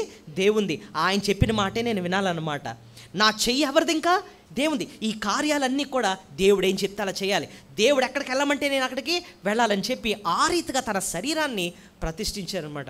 చూడండి, నాదాబు అబీహులు ఎవరు? అహరోను కుమారులు. వీళ్ళు 9వ అధ్యాయం వరకు బాగానే ఉన్నారు. 10వ అధ్యాయంకి వచ్చినప్పటికీ వాళ్ళ మైండ్ మారింది. వాళ్ళకి నచ్చినట్టు చేశారండి. ఏం చేశాడు తెలుసా? దేవుడు ఏం చేశాడు తెలుసా? వాళ్ళు అన్యాజ్ఞని తీసుకొచ్చి అలా చేసినందుకు వాళ్ళని ఆకాశం మీద నుంచి అగ్ని వచ్చి వాళ్ళని ఏం చేసిందట? దహించేసిందంటండి. సరే, అది తర్వాత చూద్దాం. కానీ మొత్తం మీద మనకి అర్థమైంది ఏంటంటే, దేవుడు వాళ్ళకి అలాగా రక్తాన్ని చెమిర్చాడు. అది కూడా మనకు అర్థమైంది. తర్వాత మనం అలా కిందకి వెళితే వీళ్ళకి సమాధాన బలి కూడా ఇస్తాడు. కాబట్టి 31వ వచనంలో చూస్తే వాళ్ళు అక్కడే భోజనం చేయాలట, అహరోను కుమారులు. చూడండి 31వ వచనం. అప్పుడు మోషే అహరోనుతోను అతని కుమారులతో ఇట్లా, నేను ప్రత్యక్ష గుడారము యొక్క ద్వారమునొద్దకు ఆ మాంసమును వండి అహరోనును అతని కుమారులను తినవలెను అని నేను ఆజ్ఞాపించినట్లు అక్కడనే దానిని ప్రతి దినంలో గల గంపలో భక్ష్యములని తినవలెను. ఇప్పుడు భోజనం ఎక్కడ చేయాలటండి? వీళ్ళు మందిరంలోనే చేయాలి. నేను ఇందాక చెప్పాను, మందిరంలో భోజనం చేయడం, క్రొవ్వు దేవునికి ఇవ్వటం, మాంసం అంతా వీళ్ళు తినడం, అదేంటంటే దేవునికి వారికి మధ్య ఏమొచ్చేసింది? ఇప్పుడు సమాధానం. పరిశుద్ధపరచబడ్డారు, దేవునితో సమాధానపరచబడ్డారు. ఒక మాటలో చెప్పాలంటే వాళ్ళ జీవితం పరిశుద్ధపరచబడాలి. అప్పుడే వాళ్ళు ఎలా ఉండగలగలరు? యాజకులుగా ఉండగలరు. సో యాజకులకు ఉండాల్సిన లక్షణాలు ఏంటండి అని అంటే, మొదటిదేమో దేవుడు వారిని ఏర్పాటు చేసుకోవాలి. ఎవరు పడితే వాళ్ళు యాజకులుగా ఉండలేరు. రెండోది ఏంటంటే, వాళ్ళు ఎలా ఉండాలటండి? పరిశుద్ధంగా ఉండాలి. మరి యేసు ప్రభువులో ఆ పరిశుద్ధత ఉందా అండి అని అంటే, ఎస్, ఆయన పరిశుద్ధుడు. ఆయన పుట్టుకే మీరు చూస్తే పుట్టబోవు శిశువు పరిశుద్ధుడై అన్న మాట ఉంటుంది అనమాట. ఆయన పుట్టుక పరిశుద్ధం, ఆయన జీవితం పరిశుద్ధం. హెబ్రీ పత్రికలో 7వ అధ్యాయంలో యేసు ప్రభు యొక్క పరిశుద్ధతను గురించి ఎంత మంచి మాట ఉంటుందో చూడండి. హెబ్రీ పత్రిక 7వ అధ్యాయము 26వ వచనం. యేసు ప్రభుని గురించి ఎంత మంచి మాట ఉంటుంది. పవిత్రుడును, నిర్దోషియు, నిష్కలంకుడును, పాపులో చేరక ప్రత్యేకంగా ఉన్నవాడును, ఆకాశమండల కంటే మిక్కిలి హెచ్చైన వాడే ఇట్టి ప్రధాన యాజకుడు మనకు సరిపోయినవాడు. ఈ ప్రధాన యాజకుడి గురించి ఎంత చక్కని మాట యేసు ప్రభుని గురించి ఉంది. ఏంటంటే పవిత్రుడట, నిర్దోషి అట, నిష్కలంకుడక, పాపులలో చేరక ప్రత్యేకముగా ఉన్నవాడు. అందుకోసమే ఈయన యాజకుడిగా ఉండడానికి అర్హుడు. యేసు ప్రభులో ఉన్న లక్షణం అనమాట. సో మీరు గమనించారు లేదో, ఈ లేవికాండం 8వ అధ్యాయంలో మోషే అహరోను కుమారుల్ని స్తుతి చేస్తున్నాడు. సమాజం అందరి ముందు ఈ పని చేస్తున్నాడు. ఎక్కడ రాస్తుందో చూడండి, 8వ అధ్యాయం 3వ వచనం చూడండి. ప్రత్యక్ష గుడారము యొక్క ద్వారమునొద్దకు సర్వ సమాజమును సమకూర్చమనగా. వెయిట్, ఎంతమంది రావాలట? సర్వ సమాజం అంటే వీళ్ళని శుద్ధి చేస్తున్న ప్రక్రియ వీళ్ళందరూ చూడాలి. సో వాళ్ళకి నేర్పిస్తుంది ఏంటంటే తెలుసా, ఇదిగో వీళ్ళు యాజకులుగా ఉంటారు, మిమ్మల్ని దేవుని కలపడానికి వీళ్ళు ఉంటున్నారు. అయితే మీరు చూడండి, వీళ్ళు దేవుని చేత ఏర్పరచబడ్డవారు. అంతేకాదు వీళ్ళు ఎంత శుద్ధి చేస్తున్నారు, ఎందుకంటే దేవుని కార్యం చేయాలి అంటే వీళ్ళలో ఏముండాలి? పరిశుద్ధత ఉండాలి. పరిశుద్ధత లేకపోతే చచ్చిపోతారు వీళ్ళు అని చెప్పి ఈ సత్యాన్ని నేర్పించడానికి సమాజం అంతటిని కూడా తీసుకొస్తాడు. నిజానికి ఇప్పుడు కూడా మనం ఒక సమాజంగా ఆ మనుషులను మనం చూడం, కానీ ప్రభువుని చూసి అంటాం, ప్రభువా నువ్వు ఏర్పరచబడిన వాడివి, నా కొరకు యాజకుడిగా ఉండడానికి ఏర్పరచబడ్డావు నాయన. అంతేకాదు నువ్వు పరిశుద్ధుడు, నిన్ను ఇంకోళ్ళు పరిశుద్ధపరచవసరం లేదు, నీకు నువ్వే ఎవరు, నువ్వు పరిశుద్ధుడు నాయన, నాకు యాజకుడివి. అంతేకాదు యాజకుడికి ఉండాల్సిన ఇంకో లక్షణాన్ని కూడా మనం ఇక్కడ చూద్దాం. యాజకుడు సంపూర్తిగా దేవుని మాటకి లోబడాలి. ఇందాక నేను చెప్పాను, చెవుకి ఏం రాశారు? రక్తం రాశారు. దాని ఉద్దేశం ఏంటి? ఇంకా నువ్వు ఎవరు చెప్తే వినకూడదు, దేవుడు ఏం చెప్తే అదే వినాలి. 8వ అధ్యాయం 36వ వచనం చూడండి. యెహోవా మోషే ద్వారా ఆజ్ఞాపించినవన్నీ అహరోనును అతని కుమారులు చేసిరి. చూసారా, అహరోను కుమారులు ఏం చేశారు? ఎవరు చెప్పినట్టు చేశారట? మోషే చెప్పినట్ట, దేవుడు చెప్పినట్ట? అది యెహోవా మోషే ద్వారా ఆజ్ఞాపించినవన్నీ అహరోను అతని కుమారులు చేసిరి. సో యాజకుడు చేయాల్సిన మూడో పని ఏంటంటే, అంటే యాజకుడికి ఉండాల్సిన మూడో లక్షణం ఏంటంటే, వాళ్ళ సొంత ఉద్దేశాల ప్రకారంగా చేయడం కాదు, దేవుడు ఎలా ఆజ్ఞాపిస్తే అలాగా చేయాలి. ఇప్పుడు చూడండి, యేసు ప్రభుని గురించి కూడా ఆలోచిద్దాం. యేసు ప్రభు ఈ లోకానికి వచ్చినప్పుడు ఆయన పదే ఒక మాట అనేవాడు. ఏంటో తెలుసా? నా చిత్తము నేను నెరవేర్చుకున్నట్టుకు నేను ఈ లోకానికి రాలేదు, కానీ తండ్రి చిత్తాన్ని నెరవేర్చడానికే నేను ఈ లోకానికి వచ్చాను. అప్పుడు చాలామంది ఏమంటారంటే అయితే తండ్రి గొప్ప అండి, యేసుప్రభు కొంచెం తక్కువ అండి. అది కాదు దాని అర్థం. ఆయన ఈ లోకానికి వచ్చినప్పుడు ఎలా ఉండడానికి వచ్చాడు తెలుసా? మనకి యాజకుడిగా ఉండడానికి వచ్చాడు. యాజకుడు చేయాల్సిన పని ఏంటి? తన సొంత చిత్తం చేయడం కాదు, దేవుడు ఏం చెప్తే అది చేయాలి. ఆయన సమానుడే, కానీ తాను తగ్గించుకొని మానవుడికి లోకానికి వచ్చాడు. ఒక యాజకుడిగా ఉంటున్నాడు, మన స్థానంలో మధ్యవర్తిగా ఉంటున్నాడు. కాదు, తండ్రి ఏం చెప్తే అది నెరవేర్చడానికి ఈ లోకానికి వచ్చాడు. యోహాను సువార్త 6వ అధ్యాయంలో మాట అంటాడు చూడండి ఒకసారి. యోహాను సువార్త 6వ అధ్యాయము 38వ వచనం. నా ఇష్టము నెరవేర్చుకున్నట్టుకు నేను రాలేదు, నన్ను పంపిన వాని చిత్తము నెరవేర్చకు పరలోకం నుంచి నేను దిగి వచ్చాను. Right, very good. యాజకుడు ఉండే లక్షణాలు ఏంటని చెప్పాను? 3 విషయాలు చెప్పాను. మన ఆఖరి ప్రశ్నకు త్వరగా వెళ్ళిపోవాలి. ఫస్ట్, దేవుడే ఏం చేయాలి? యాజకుడిని ఏర్పాటు చేసుకోవాలి. రెండోది, పరిశుద్ధంగా ఉండాలి. మూడోది, వాళ్ళ సొంత చిత్తం కాదు, దేవుడు ఏం చెప్తే అదే చేయాలి. నాలుగోది, నేను ఆల్రెడీ చెప్పాను ఇందాక, ఒక యాజకుడికి ఇప్పుడు చూడండి, అటు దేవుడు తెలియాలి, అటు మానవుడు కూడా తెలియాలి, ఇద్దరితో సంబంధం ఉండాలన్నమాట కదండి. ఇప్పుడు నేను ఇందాక చెప్పాను, ఇంగ్లీష్లో వాకింగ్ చెప్తున్నారు, ఏమో చైనాలోంచి వచ్చారనుకోండి, చైనాలో వాకింగ్ చెప్తున్నారు అనుకోండి, అందరికీ తెలుగే వచ్చు. ట్రాన్స్లేటర్కి ఏం తెలియాలి? అటు చైనా భాష తెలియాలి, అటు తెలుగు భాష కూడా తెలియాలి, అప్పుడే ఇద్దరిని కలపగలడు.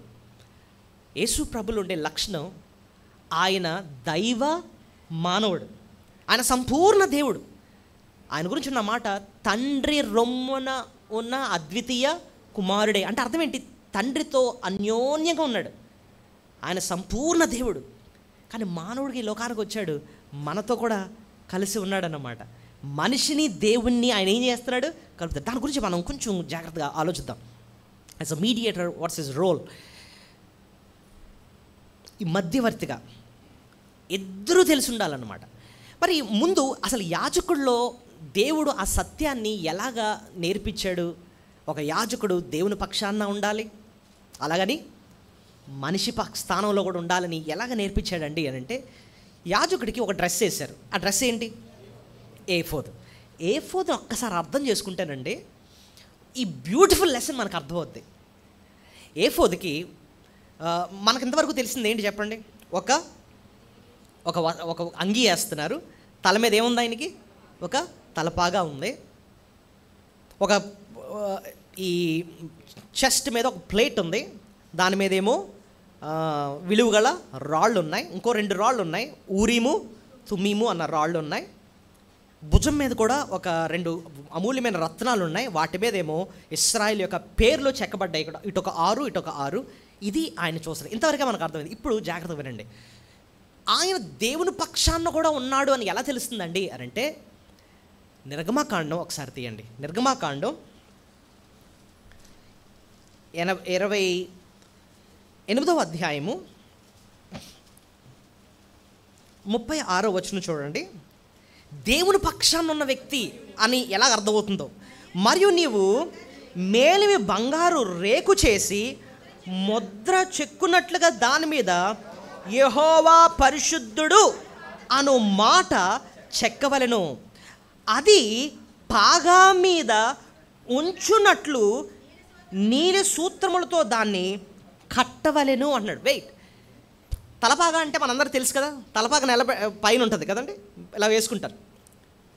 అయితే ఆ తలపాగా వేసిన తర్వాతట ఒక బంగారు రేకుని పెట్టు అంటున్నాడు. ఆ రేకు మీద ఏం పేరు రాయాలట? ఏమని రాస్తుంది? యెహోవా పరిశుద్ధుడు, ద లార్డ్ ఇస్ హోలీ. యెహోవా పరిశుద్ధుడు అనే టైటిల్ దాని మీద ఉండాలి. సో ఎవరి పేరు ఆయన మీద ఉంది? యాజకుడి మీద ఎవరి పేరు రాయబడింది? యెహోవా పేరు. యెహోవా పేరు ఉంది అంటే అర్థం ఏంటంటే ఆయన దేవుని పక్షాన ఉన్న వ్యక్తి అని అర్థం. ఓకే, ఇప్పుడు చూడండి, ఇండియా క్రికెట్ ఆడుతుంది అనుకోండి, అరే ఇది మా వాళ్ళు అండి అని అంటాం. ఎందుకు అంటే వాళ్ళు వేసుకున్న డ్రెస్ మీద ఏ పేరు రాసి ఉంటుంది? ఇండియా అని రాసి ఉంటుంది. ఇండియా అని రాసిందంటే వాళ్ళు మా దేశస్తులండి. ఆస్ట్రేలియా అని ఉందనుకోండి, అది వేరే దేశం అండి అంటారు. ఇక్కడ యెహోవా పరిశుద్ధుడు అంటే ఈ వ్యక్తి ఎవరికి సంబంధించిన వ్యక్తి? దేవునికి సంబంధించిన వ్యక్తి. ఇంకా మరి ఇక్కడ రాళ్ళు ఉన్నాయంట కదా, ఆ రాళ్ళ మీద ఎవరి పేర్లు ఉన్నాయో మీరు చూడండి. 20-21 చూడండి. 18, 19, 20, 21 అక్కడ నుంచి చదువుదాం. 18 20 నుంచి చదువు. 20 నుంచి. రక్తవర్ణపు సూర్యకాంతులు గల పంక్తి 4వది. ఇప్పుడు వాటి బంగారు జనముల్లో పొందవలెను. 21 ఆ రత్నములు ఇశ్రాయేలుల పేర్లు గలవై వారి పేర్లు చెప్పున 12 ఉండవలెను. ముద్ర మీద చెక్కిన వాటి వలె వారిలో ప్రతి వాని పేరు 12 గోత్ర పేర్లు ఉంచవలెను. చూడండి, నేను ఇందాక చెప్పాను కదా, ఇక్కడ 12 విలువగల రత్నాలు ఉన్నాయన్నమాట. ఆ రత్నాలన్నీ కూడా పైనుంచి మనం చదివితే 17 వచనం నుంచే పేర్లు ఉంటాయి. అవన్నీ చదవం ఇప్పుడు మనం. మొత్తం ఇక్కడ 12 రాళ్ళు ఉండి ఒక్కొక్క రాయి మీద అంటండి ఇశ్రాయేలు గోత్రపు ఏమున్నాయి? పేర్లు ఉన్నాయట. ఇప్పుడు ఇక్కడేమో ఎవరి పేరు ఉంది? యెహోవా పరిశుద్ధుడు అంటే దేవుని పక్షాన ఉన్న వ్యక్తి. మరి ఇక్కడ ఎవరి పేర్లు ఉన్నాయి? ఇశ్రాయేల్ పేరు. సో ఆ డ్రెస్సులోనే మనకు అర్థమవుతుంది ఏంటంటే ఈయనకి దేవుడు తెలుసు, అటు మనిషి కూడా తెలుసు. ఆ ఏఫోదే నేర్పిస్తుంది అనమాట. మధ్యవర్తికి 2 పార్టీస్తో పరిచయం ఉండాలన్నమాట. ఈ వ్యక్తి తెలియాలి, ఈ వ్యక్తి కూడా తెలియాలి. ఇప్పుడు చూడండి, ఇద్దరు ఎందుకు తెలుసండి, ఎందుకు తెలియాలి అండి అని అంటే, దేవుని దగ్గరికి వెళ్తాడు. దేవా నీకేం కావాలి? ఆయన అంటాడు నాకు న్యాయం నెరవేరాలి, నాకు ఉగ్రత ఉంది కదా. దేవుని మన పైన ఏముంది? ఉగ్రత ఉంది. ఆ ఉగ్రత చల్లారాలి అంటే పాపికి తగ్గ శిక్ష పడాలి అని తండ్రి చెప్తాడు. ఓకే తండ్రి అర్థమైంది. ఇప్పుడు మనిషి దగ్గరకు వస్తాడు. మనిషి దగ్గరకు వచ్చి నీకేం కావాలి అంటే నాకు క్షమాపణ కావాలి. నాకేం కావాలి? ఓకే నీకు క్షమాపణ కావాలి, నీకేం కావాలి? న్యాయము నెరవేరాలి. అప్పుడు మధ్యవర్తిగా మధ్యలో ఆయన ఏం చేస్తాడు చెప్పండి? ఆ న్యాయమైన శిక్ష ఆయన తీసుకుంటున్నాడు. అంతేకాకుండా పాపికి ఏం చేస్తున్నాడు? క్షమాపణ. యాజకుడు అదే చేస్తాడు. చూడండి, ఒక పశువుని తీసుకొచ్చాడు. ఇలాగా పశువుని తీసుకొచ్చి దేవుడి పక్షాన న్యాయమైన శిక్షను ఎలా విధిస్తున్నాడు? ఆ పశువుని ఏం చేస్తున్నాడు? బలిస్తున్నాడు. బలివ్వడం అంటే ఏంటి? న్యాయాన్ని నెరవేరుస్తున్నాడు. తప్పు చేసినోడికి ఏం చేస్తున్నాడు? శిక్ష పడతాడు. ఈ పశువు ఎవరి స్థానంలో ఉంది? తప్పు చేసిన ఒక పాపి స్థానంలో ఉంది. స్థానంలో ఉండి ఈయన ఏం చేస్తున్నాడు? దేవుని పక్షాన న్యాయాన్ని ఏం చేస్తున్నాడు? నెరవేరుస్తున్నాడు. ఇప్పుడు పాపి దగ్గరకు వచ్చి నీకేం కావాలి? క్షమాపణ కావాలి. వెంటనే ఆ రక్తాన్ని తీసుకున్నాడు, అతి పరిశుద్ధ స్థలంకి వెళ్ళి ప్రోక్షించి, తండ్రి ఈ వ్యక్తిని నువ్వేం చేయాలి? క్షమించిన. ఒక మధ్యవర్తి ఆ రీతిగా ఇద్దరిని ఏం చేస్తున్నాడు? కలుపుతున్నాడు అనమాట. అర్థమవుతుంది మీకు? అదండి మధ్యవర్తి చేసే పని. ఇప్పుడు యేసుక్రీస్తులు అది ఎలా నెరవేరిందండి అంటే, సిలువ మీద అదే ప్రభు చేశాడు. సిలువ మీద నా దేవా నా దేవా నా చెయ్యాలా విడిచితివి అంటున్నాడు. ఎందుకు ఆ మాట అన్నాడు చెప్పడం? తండ్రి అయిన దేవుడు ఆయన చెయ్యి ఎందుకు విడిచిపెట్టాడు?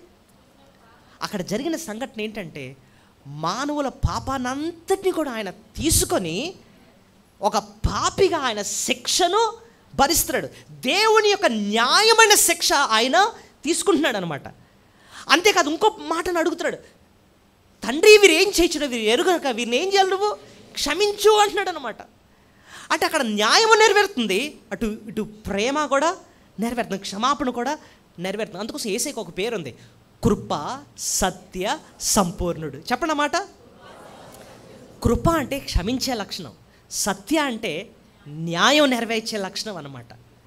సో అటు న్యాయం నెరవేరుస్తున్నాడు, అటు కృప చూపించి క్షమాపణ ఇస్తున్నాడు. ఆ రీతిగా మధ్యవర్త స్థానాన్ని ఆయన నెరవేరుస్తున్నాడు అన్నమాట. అందుకోసం ఆయనకి దేవుడు తెలియాలి, అంతేకాకుండా మనిషి తెలియాలి ఒక మధ్యవర్తిగా. అర్థమవుతుంది మీకు?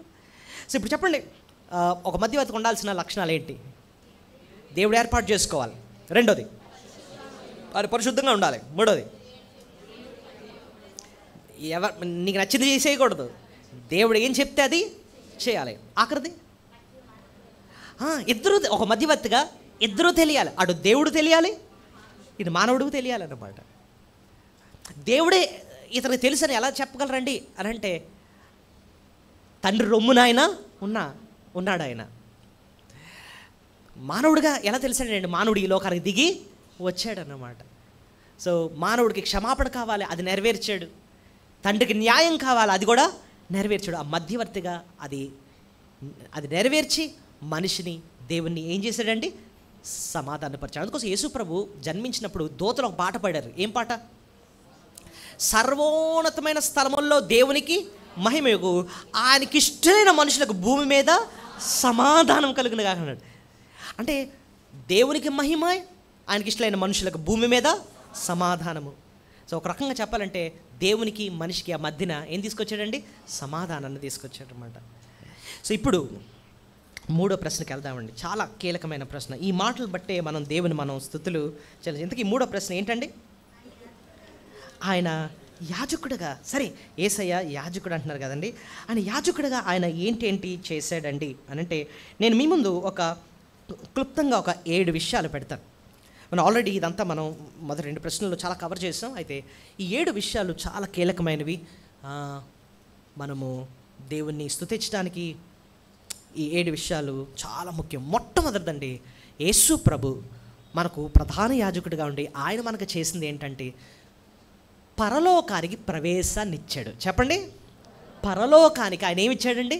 ప్రవేశాన్ని ఇచ్చాడు మనకి. ఎలా చెప్పారండి అని అంటే, హెబ్రీ పత్రిక 4వ అధ్యాయము 14వ వచనం దయచేసి తీయండి. హెబ్రీ పత్రిక 4వ అధ్యాయము 14వ వచనం చదవండి. ఆకాశ మండలం గుండా వెళ్ళిన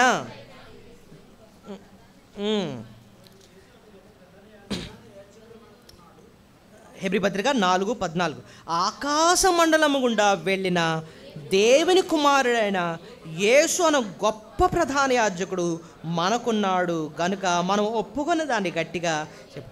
ఈ 14th వర్స్లో యేసు ప్రభు ఎక్కడికి వెళ్ళాడండి? ఆకాశ మండలము గుండా వెళ్ళిన దేవుని కుమారుడు యేసు. ఆ ఒక్క లైను మనకెంతో గొప్ప గూఢ సత్యాన్ని నేర్పిస్తుంది. నేను ఇందాక చెప్పాను, ఇశ్రాయేల్ ప్రజలకి అహరోను యాజకుడిగా ఉండి ఆయన రాళ్ళ మీద ఎవరి పేర్లు రాసుకున్నాడు? ఇశ్రాయేల్ పేర్లు రాసుకున్నాడు. కానీ యేసు ప్రభు అరచేతిలో ఏంటి? ఆయన మీద ఏంటంటే నీ పేరు నా పేరు చెక్కబడింది. ఒక మాటలో చెప్పాలంటే మన స్థానంలో ఆయన అక్కడికి వెళుతున్నాడు. ఆయన ప్రవేశించాడు అంటే అర్థం ఏంటో తెలుసా? నీకు నాకు కూడా ఆయన ఏమిస్తున్నాడు? ప్రవేశమిస్తున్నాడు. ఇంకో విషయం చెప్తాను. నేను ఒక 2 వారాల క్రితం ప్రభువుతో ఐక్యపరచబడడం అన్న విషయాన్ని గురించి చెప్పాను. ప్రభువుతో ఐక్యపరచబడ్డం అంటే అర్థం ఏంటో చెప్పాను. ఇప్పుడు ఒక పాపి ఒక గొర్రెను పట్టుకొని వచ్చాడు. ఆ గొర్రెకి ఏం జరుగుతుందో అదే ఈ పాపికి కూడా జరుగుతున్నట్టే. ఎందుకంటే గొర్రెకిని ఆ పాపికి ఐక్యపరచబడ్డారు. ఇప్పుడు చూడండి, గొర్రెకి శిక్ష విధిస్తున్నారు అంటే అర్థం ఏంటి? ఆ దోషికి నిజంగానే శిక్ష విధింపబడినట్టే. ఇప్పుడు యేసు ప్రభుతో ఐక్య చేయబడ్డామంటే అర్థం ఏంటంటే ఆయన శిక్ష పొందాడంటే మనం శిక్ష భరించినట్టే. ఆయన సమాధి చేయబడ్డాడు, తిరిగి లేచాడంటే మనం తిరిగి లేచినట్టు. అందుకోసం రోమాలో మనం పదే పదే చూస్తాం, ఆయనతో పాటు మృతి పొందాము, ఆయనతో పాటు తిరిగి లేపబడ్డామంటున్నాడు. ఇప్పుడు ఆయన ఎక్కడికి వెళ్ళాడు? ఆకాశ మండలం గుండా వెళ్ళాడట. ఆకాశ మండలం దాటితే ఏముంది అక్కడ? పరలోకం ఉంది. అంటే అర్థం ఏంటో తెలుసా? ఆయన అక్కడికి వెళ్ళాడంటే మనం కూడా ఆయనతో పాటు వెళ్ళినట్టే. అందుకోసం ఎఫెసీ పత్రిక 2వ అధ్యాయంలో అంటాడు, మనల్ని ఆయనతో పాటు పరలోకంలో కూర్చుండబెట్టెను అన్న మాట ఉంటుంది. చదవండి, మీరే చదవండి. ఎఫెసీ పత్రిక 2వ అధ్యాయము 6వ వచనం. ఎఫెసీ పత్రిక 2వ అధ్యాయము, క్రీస్తు యేసునందు ఆయన మనకు చేసిన ఉపకారము ద్వారా అత్యధికమైన తన కృపా మహదైశ్వర్యమును రాబోయములో కనుపర్చు నిమిత్తము క్రీస్తు యేసునందు మనలను ఆయనతో కూడా లేపి పరలోకమందు ఆయనతో కూడా కూర్చో. ఈ 2 సార్లు ఆయనతో కూడా అన్నమాట ఉంది. చూడండి 2వ వచనం 6వ వచనం ఏముంది? ఆయనతో కూడా లేపి పరలోకమందు ఆయనతో కూడా. ప్రస్తుతం ఎక్కడ కూర్చున్నాం మనం? ప్రస్తుతం ఎక్కడ కూర్చున్నాం? పరలోకంలో అండి అంటున్నారు. ప్రస్తుతం ఎక్కడే నేను కూర్చున్నాం మనం కదా, బేతెల్ అసెంబ్లీ చర్చిలో కూర్చున్నాం, వాక్యం వింటున్నాం. కానీ ప్రభు ఇక్కడ ఏమంటున్నాడు చెప్పండి? ఆయనతో కూడా పరలోకంలో కూర్చుండ పెడతాను అని అన్నాడా? బెట్టెను అంటున్నాడు. అంటే అర్థం ఏంటి? మనం ఆల్రెడీ ఎక్కడ కూర్చున్నట్టు? పరలోకంలో ఉన్నట్టే. మన స్థానం అదనమాట, మన పౌరస్థితి పరలోకం అనమాట. యేసు ప్రభు పరలోకంలో ప్రవేశించాడు అంటే అర్థం ఏంటంటే ఆయనతో పాటు మనం కూడా పరలోకంలో ప్రవేశించాడు. నేను ఇందాక చెప్పాను కదండి, యేసయ్య ఎప్పుడైతే ప్రాణం పెట్టాడో తెర ఏమైంది? చినిగిపోయింది. అంటే అర్థం ఏంటి? మనందరికి కూడా ఏమొచ్చింది? ప్రవేశం. పాత నిబంధన గ్రంథంలో ఒక పాపి ఎప్పుడు కూడా బయట ఉండాలన్నమాట. కానీ ఇప్పుడు మనం ఆ గుడారాన్ని మనం జ్ఞాపకం చేస్తే ముందేమో ఆవరణ ఉండేది, ఆవరణం తర్వాత పరిశుద్ధ స్థలం ఉండేది, తర్వాత తెర ఉండేది, తర్వాత అతి పరిశుద్ధ స్థలం, అందులో మందసం ఉంటే ఆ మందసం పైన కరుణాపీఠం దగ్గర దేవుని సన్నిధి ఉండేది అనమాట. ఎవడు కూడా అక్కడ రాకూడదు. ఓన్లీ ప్రధాన యాజకుడు అది సంవత్సరానికి ఒక్కసారి మాత్రమే భయంతో అక్కడికి వెళ్ళాలి. కానీ ఎంత అంటే విలువైన స్థానం దగ్గరికి తెర చింపి దేవుడు అంటున్నాడు, బయటన్న పాపిని వచ్చేయి నా సన్నిధికి అని చెప్పి లోపలికి తీసుకొని వస్తాడు. ఎంత ప్రవేశం దేవుడు నీకు నాకు అనుగ్రహించాడు ఆలోచించండి. ఇప్పుడు అదే స్థానం అంటున్నాడు. ఎప్పుడైతే యేసయ్య పరలోకం గుండా ఆకాశం గుండా వెళ్ళాడో నీకు నాకు ఇచ్చిన ఆ గొప్ప నిరీక్షణ ఏంటంటే నిన్ను నన్ను కూడా పరలోక ప్రవేశాన్ని ఇచ్చాడు. పరలోకంలో అడుగుపెట్టే అంత గొప్ప భాగ్యాన్ని అనుగ్రహించాడు. ఆయన మనకు పరలోకాన్ని ఇచ్చినందుకే మనం ఎంతో స్తుతులు చేయాలి. సో యేసు ప్రభు మనకు ప్రధాన యాజకుడిగా ఉండి ఆయన మనకు చేసిన మేలు ఏంటి చెప్పండి? మనకేమి ఇచ్చాడు? పరలోకంలో ఉండే అంత గొప్ప భాగ్యాన్ని మనకి ఇచ్చాడు. ఎందుకంటే ఆయనే ప్రవేశించాడు, ఆయనతో పాటు మనం కూడా వెళ్ళిపోయాం అన్నమాట. ఓకే, రెండోది, ఆయన ఒక ప్రధాన యాజకుడిగా మనకు చేసే రెండో మేలు ఏంటండి అని చూస్తే హెబ్రీ పత్రిక 4వ అధ్యాయంలో 15-16 వచనాలు చూద్దాం. మన ప్రధాన యాజకుడు మన బలహీనతలు యందు మనతో సహానుభావం లేనివాడు కాడు, కానీ సమస్త విషయంలో మన వలె శోధింపబడినను ఆయన పాపము లేనివాడుగా ఉండెను కనుక మనము కనికరింపబడి సమయోచితమైన సహాయం కొరకు కృప పొందినట్లు ధైర్యముతో కృపాసనం దగ్గు చేదము. చూడండి 15-16 వచనాలు మనం నేర్చుకునే రెండో పాఠం ఏంటంటే పరలోకం ఇవ్వడం మాత్రమే కాదండి, ఈ లోకములో పరిశుద్ధంగా బ్రతకడానికి కృపనిస్తున్నాడు. రెండో పాఠం ఏంటండి? ఈ లోకంలో పరిశుద్ధంగా బ్రతకడానికి ఆయన మనకు కృపను ఇస్తున్నాడు. ఎలా చెప్పారు? మన ప్రధాన యాజకుడు మన బలహీనతలు యందు మనతో సహానుభావం లేడు వాడు కాడు, కానీ సమస్త విషయంలో మనవలే శోధింపబడును, ఆయన పాపము లేనివాడుగా ఉండే. ఒక్కటి ఆగుదాం. ఆయన పాపము లేనివాడుగా ఉండెను. చెప్పండి అన్నమాట. ఆయన పాపము లేనివాడుగా ఉండెను అంటే అర్థం ఏంటి? మనవలే శోధింపబడ్డాడట. అంటే ఇప్పుడు చూడండి, మొదటి ఆదాం ఉన్నాడు, ఫస్ట్ యాడమ్. ఆయన తోటలో ఉన్నాడు, ఆయనకు శోధన వచ్చింది, పండు తినంటే తినేసాడు. యేసయ్య తోటలో లేడు, అరణ్యంలో ఉన్నాడు. ఆయనకేమో సమృద్ధి ఆహారం ఉంది ఫస్ట్ యాడమ్కి, ఈయనకేమో అరణ్యం, ఏ ఆహారమో లేదు. సాతాను వచ్చాడు, రాళ్ళను నువ్వు రొట్టెలుగా చేసుకొని తినే, నీ సంగతి నువ్వు చూసుకో, తండ్రి ఎలాగా నేను పట్టించుకోవట్లేదు కదా, అది ఇది అంటుంటే ప్రభు మాత్రం శోధనలో పడలేదన్నమాట. ఆయన శోధనను జయించాడు. అందుకోసం ఇక్కడ రాసిన మాట, ఆయన శోధింపడు, ఆయన పాపము లేనివాడుగా ఉండెను. He did not sin. మరి అయితే మనకేంటండి అని అంటే 16వ వచనం, కనుక మనము కనికరింపబడి సమయోచితమైన సహాయం కొరకు కృప పొందినట్లు ధైర్యముతో కృపాసనం దక్కు. సమయోచితమైన సహాయం అంటే అర్థం ఏంటి? మనకి శోధన వచ్చింది అనుకోండి, మనము జయించలేకపోతున్నాం, ధైర్యముతో కృపా సింహాసనం దగ్గరికి చేరడు. ఇప్పుడు చూడండి, చిన్న ఎగ్జాంపుల్ చెప్తాను. సపోజ్ ఒక అబ్బాయి ఉన్నాడు, వాడు ఎన్నిసార్లు లెక్కలు ఎగ్జామ్ రాస్తున్నా ఫెయిల్ అయిపోతున్నాడు అనుకుందాం. రాస్తున్నాడు, 100 మార్కులకు రాస్తున్నాడు, 30 వస్తున్నాయి, 20 వస్తున్నాయి, 10 వస్తున్నాయి, ఫెయిల్ అయిపోతున్నాడు. మనసంతా బాధ అయిపోతుంది. ఏంటోనండి నేను అన్ని పాస్ అవుతున్నాను, ఇది పాస్ అవ్వలేకపోతున్నాను, చాలా బాధగా ఉందండి. పక్కింటి అబ్బాయి వచ్చాడు, ఫస్ట్ అటెంప్ట్లోనే ఆడికి 100కు 100 వచ్చేసాయి లెక్కల్లో. ఎలా ఉంటుంది చెప్పండి? అరే ఎలాగొచ్చేసింది నీకు, ఎంత మంచి మార్కులు ఎలాగొచ్చాయి, నేను అసలు 3 సార్లు నుంచి గింజుకుంటున్నా, పాస్ అవ్వట్లే. ఇప్పుడు ఆయన అంటాడు, రా నేను నీకు హెల్ప్ చేస్తాను, నేను నీకు సహాయం చేస్తాను, ఏమీ లేదు, ఈ 4 గుర్తుపెట్టుకో, ఇదే ఫార్ములా, ఇది ఎలా రాస్తే చాలు, ఇది ఫుల్ మార్క్స్ వచ్చేస్తాయి చెప్పి కొంచెం సహాయం చేశాడు అనుకుందాం. వెళ్ళాడు, రాసేసాడు, పాస్ అయిపోయాడు అనుకోండి. వచ్చి ఏమంటాడు, అరే నేను చేయలేదు, నాకు ఎంతో నువ్వు సహాయమో చేసావు. ప్రభు అదే చేస్తాడు. నువ్వు పాపం జయించలేకపోతున్నావు, నేను నీలాగే శోధింపబడ్డాను, నీకు ఎలాంటి శోధనలు వచ్చాయి ఆ శోధనలన్నీ కూడా నేను అనుభవించాను.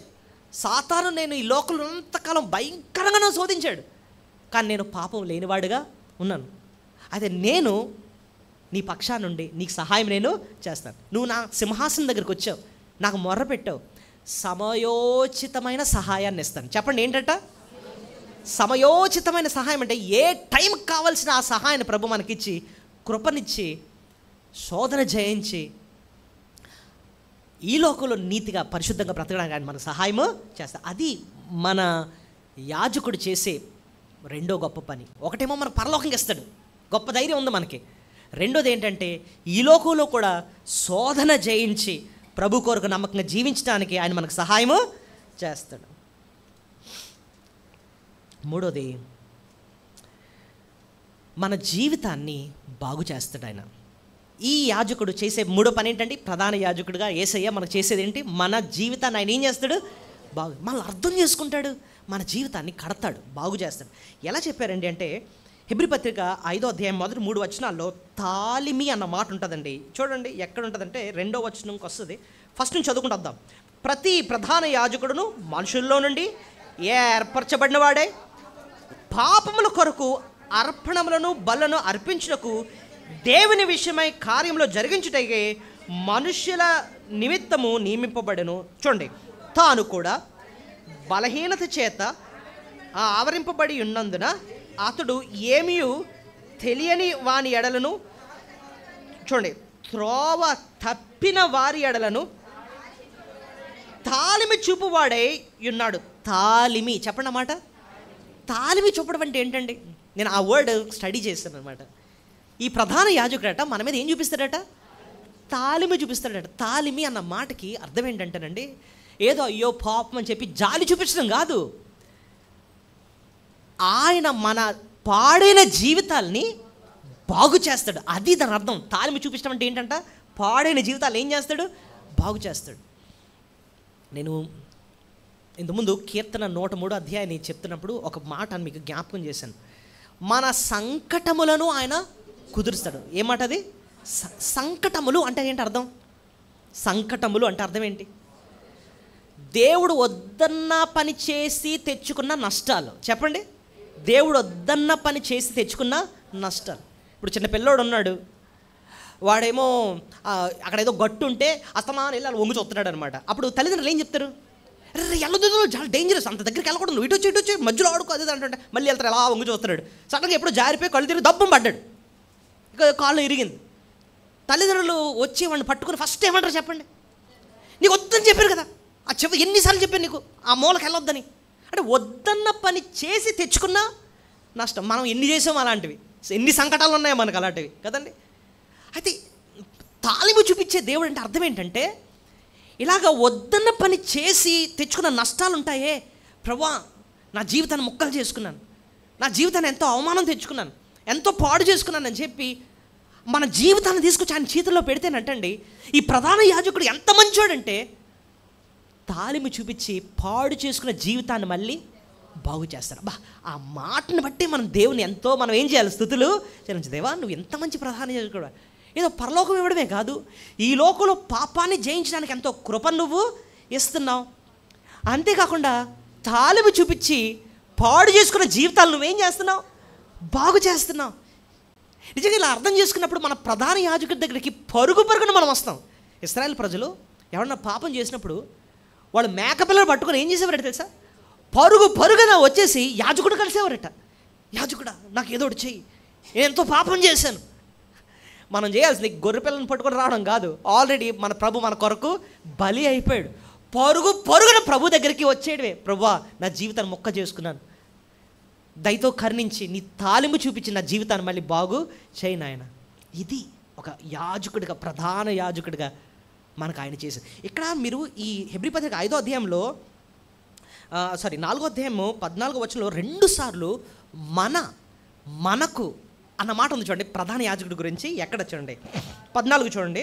ఆకాశ మండలం గుండా వెళ్ళిన దేవుని కుమారుని యేసు అను గొప్ప ప్రధాన యాజకుడు మనకున్నాడు. మనకు ఆ మాట చూడండి. మన అంటే అర్థం ఏంటి? మనోడు అంటే అర్థం ఏంటి? మన మేలు కోరేవాడు, మన పక్షాన్ని ఉన్నవాడు. ఇంకోసారి కూడా ఉంటుంది చూడండి, మనం ఉన్నాడు కనుక మనము ఒప్పుకొని దాన్ని గట్టిగా చేపట్టుకుందాం. మన ప్రధాన యాజకుడు మన బలహీనత యందు మనతో కూడా సహనము లేనివాడు కాడు, కానీ సమస్త విషయంలో మన వలే శోధింపబడినవాడు, ఆయన పాపం లేనివాడు. ఎన్నిసార్లు ఉందండి ఈ మాట? మన మన మన అంటే ఈ యేసయ్య మన మన మన అంటే అర్థం ఏంటో తెలుసా? మన మేలు కోరే, మనకు తాలిమి చూపే, మన జీవితాన్ని బాగు చేసే, మన పక్షాన ఉండే అంత మంచి ప్రభు అనమాట, అంత మంచి ప్రధాన యాజకుడు అనమాట. He's on your side. మన పక్షాన ఉన్నవాడు, మనకు విరోధి కాదు, మన మేలు కోరే మన దేవుడు అన్నమాట. సో మనకు తాలిము చూపించి మన జీవితాన్ని బాగు చేసే దేవుడు ఆయన. 3 విషయాలు మనం నేర్చుకున్నాం. ఇంకోటి 4వది, ఈయన ఎంత మంచి ప్రధాన యాజకుడు బాగానే ఉంది, కానీ ఎప్పుడు దొరకడండి అది కాదట, ఎప్పుడు కూడా మనకు అందుబాటులో ఉంటాడట. ఈ ప్రధాన యాజకుడు 4వది ఏంటంటే ఎప్పుడు మనకు ఎలా ఉంటాడు? అందుబాటు. ఎలా చెప్పారండి అంటే ఇప్పుడే చూడండి, మనం 5వ అధ్యాయము 6వ వచనం చూడండి. మెల్కీసేదకు క్రమం చొప్పున నిరంతరము యాజకుడు. ఎక్కడ 6వ వచనం చదవండి. నీవు మెల్కీసేదకు యొక్క నిరంతరము యాజకుడివై ఉన్నావు. సో ఈయన ఎంతకాలం అంటండి యాజకుడిగా ఉంటాడు? నిరంతరం. అహరోను, ఇశ్రాయేల్ ప్రజలకేమో దేవుడు ఎవరిని పెట్టాడు? అహరోను ఎంతసేపు ఉంటాడు? ముసలి ఎవరికి ఉంటాడు? తర్వాత చచ్చిపోయిన తర్వాత బాబు మాకు యాజకుడు లేడు బాబోయ్ అంటారు వాళ్ళు. దేవుడు మళ్ళీ ఏర్పాటు చేసుకుంటూ ఉంటాడు, లేకపోతే ఇంకెవరు లేరట్టే వాళ్ళకి కదండి. అహరోను యాజక శాతం క్లోజ్డ్ అనమాట. కానీ ఈయన అంటున్నాడు మెల్కీసేదకు క్రమము చొప్పున ఈయన నిరంతరము యాజకుడు. నిరంతరం అంటే ఏంటి అర్థం? Any time. నీకు ఇప్పుడు ప్రధాన యాజకుడి దగ్గరికి వెళ్ళాలి అంటే ఈ టైంలో మోకరించి ఆయన దగ్గరకు నువ్వు చేరొచ్చు అన్నమాట. ఆయన నిరంతరము నీకు అందుబాటులో ఉండే యాజకుడు ఆయన. ఏ సమయం అన్నా, ఎనీ టైం మనం ఆయన పాదాల దగ్గరికి వెళ్ళడమే. మనం ఒక్కొక్కసారి కష్టం వచ్చినప్పుడు నిరంతరం అందుబాటులో ఉండే యాజకుడి దగ్గరికి వెళ్లకుండా మనుషుల దగ్గరికి పరిగెడతా ఉంటాం. దేవుడు పదే పదే బైబిల్లో చెప్పాడు అనమాట, నువ్వు మనుషుల దగ్గర కాదు వెళ్ళాల్సిందే, నీ కష్టం వచ్చినప్పుడు రావాల్సిందే నీ యొక్క ప్రధాన యాజకుడి దగ్గర రావాలి. ఒకసారి ఇర్మియా గ్రంథం తీయండి. ఇర్మియా 2:13 చూడండి, ఒక విలువైన మాట మనం చూద్దాం. ఇర్మియా గ్రంథం 2వ అధ్యాయము 13వ వచనం. ఇర్మియా 2:13. నా జనులు 2 నేరములు చేసి ఉన్నారు, జీవ జలముల ఓటనైన నన్ను విడిచి ఉన్నారు, తమ కొరకు తొట్లను అనగా బద్దలైన నీళ్లు నిలవని తొట్లను తొలిపించుకొని ఉన్నారు. చూడండి, ప్రభు ఎంత కఠినమైన మాట అంటున్నాడు. నా జనులు 2 నేరాలు చేశారు. ఏంటంటే జీవ జలముల ఓటనైన నన్ను విడిచినారు. దేవుడు దేనికి సాదృశ్యం అంట? జీవ జలపు ఓట. ఓట అంటే ఏంటండి? ఓట ఎప్పుడు కూడా ఊరతా ఉంటుంది నీరు కదండి, వస్తానే ఉంటుంది. ఆయన ఎప్పుడు అందుబాటులో ఉండే జీవజలం అన్నమాట. కానీ వీళ్ళు ఏం చేశారట? ఓటనైన నన్ను విడిచి ఉన్నారు, తమ కొరకు తొట్లను అనగా బద్దలైన నీళ్లు నిలవని తొట్లను. మనుషులు ఎలాంటి వాళ్ళు? బద్దలైన నీళ్లు నిలవని తొట్లట. ఆ రాజకీయ నాయకుడి దగ్గర, లేకపోతే ఎవడో దగ్గర, ఆ పెద్దోడి దగ్గర వాళ్ళని వీళ్ళని పట్టుకొని నాకేదో సహాయం. అరే బాబు, వాళ్ళు ఎలాంటి వాళ్ళు తెలుసా? నీళ్లు నిలవని బద్దలైపోయిన తొట్లు అంటే ఏంటి? కుండి. ఆ కుండికి మళ్ళీ కన్నం ఉందట, బద్దలైపోయిందంట ఏకంగా. ఏముంటుంది అందులో? నువ్వు వెళ్ళి అందులో ఏదో నీళ్ళు ఉన్నట్టు చూస్తున్నావు, ఏముంటుంది అది? ఆయనేమో జీవజలపు ఓట, మనుషులేమో బద్దలైపోయిన నీళ్లు నిలవని తొట్లు. ఎవరి దగ్గరికి వెళ్ళాలి నువ్వు? ఎవరి దగ్గరికి వెళ్ళాలి? ఏమాత్రం అన్న జ్ఞానం ఉంది అంటే నువ్వు ఓట దగ్గరికి పరిగెట్టాలి, అంతేనా? దేవుడు అదే అంటున్నాడు అనమాట. ఈయన నిరంతరము అందుబాటులో ఉండే ప్రధాన యాజకుడు. నిరంతరము నువ్వు మోకరించి కళ్ళు మూసుకొని ఆయన పాదాల దగ్గరికి వెళ్తే ఆయన స్పందించడానికి సిద్ధంగా ఉన్నాడు. కాబట్టి నిరంతరము అందుబాటులో ఉండే యాజకుడిగా ఉన్నందుకే ఆయన మనం ఎంతో మన స్తుతులు చెల్లించాలి.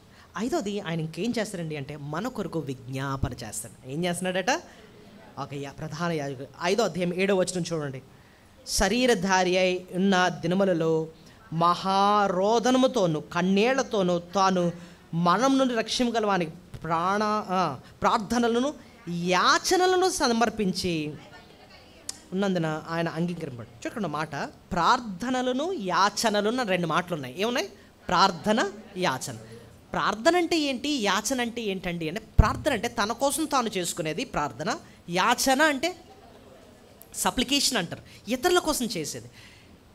యేసు ప్రభు ఆయన ఈ లోకంలో ఉన్నప్పుడట శరీరధారి అయి ఉన్న దినములలో మహారోధన చేత కన్నీళ్లతో.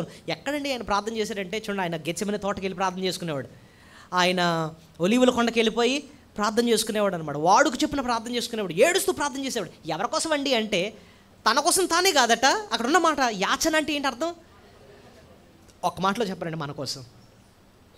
పేతురుని సాతాను జల్లిస్తూ ఉంటే, సీమోను సాతాను నిన్ను గోధుమల వల్లే జల్లించేద్దాం అనుకోడు, అయితే నీ విశ్వాసం తొలిగిపోకుండా నీ కొరకు నేను ఏం చేశాను?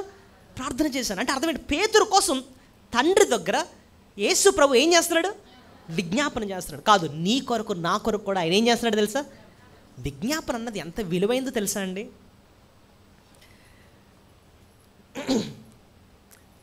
యేసు ప్రభు మన అవసరం ఏంటో ఆయనకు తెలుసు.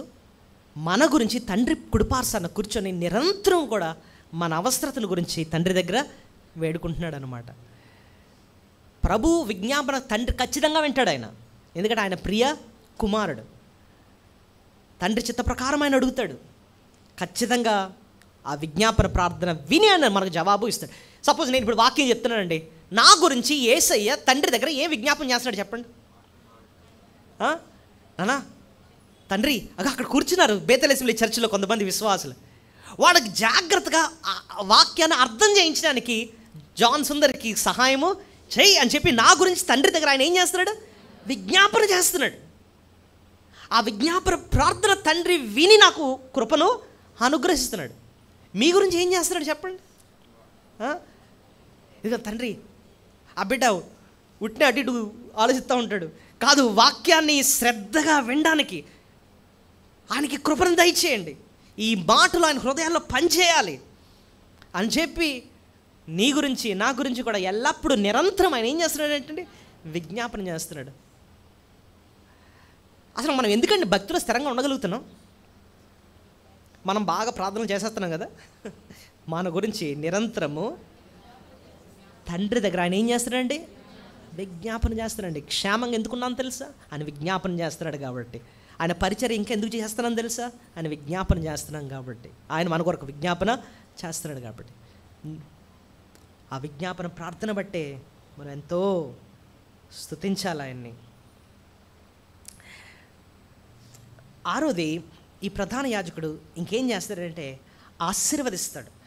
లేవికాండం 9వ అధ్యాయంలో చూడండి, 22వ వచనంలో అహరోను ఇక్కడున్న ప్రజలందరినీ కూడా ఆశీర్వదిస్తాడు. ఎక్కడంటే 22వ వచనం, లేవికాండం 9:22. అప్పుడు అహరోను పాప పరిహార బలిని, దహన బలిని, సమాధాన బలిని అర్పించి ప్రజల వైపునకు తన చేతులెత్తి వారిని దీవించిన తరువాత దిగివచ్చెను. సో మోషే అహరోనులు ప్రత్యక్ష గుడారములకు పోయి వెలుపులకు వచ్చి ప్రజలను దీవింపగా యెహోవా మహిమ ప్రజలందరికీ కనబడెను. చూడండి, యాజకుడు ప్రజలందరినీ ఏం చేయాలి? కమాన్, ఏం చేయాలి? ఆశీర్వదించాలి, ఆశీర్వచాలు పలకాలన్నమాట. సో మరి మెల్కీసెదెకు కూడా అబ్రహామును ఏం చేశాడు తెలుసా? ఆశీర్వదించాడు. ఎక్కడ రాసింది? ఆదికాండం 14:18. ఆదికాండం 14:18.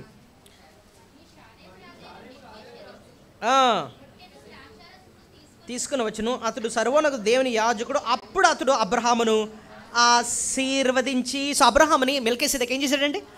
సో యాజకుడు ప్రజలను ఏం చేయాలి? ఆశీర్వదించాలి. యేసు ప్రభు నిన్ను నన్ను కూడా ఆయన ఏం చేస్తాడు తెలుసా అండి?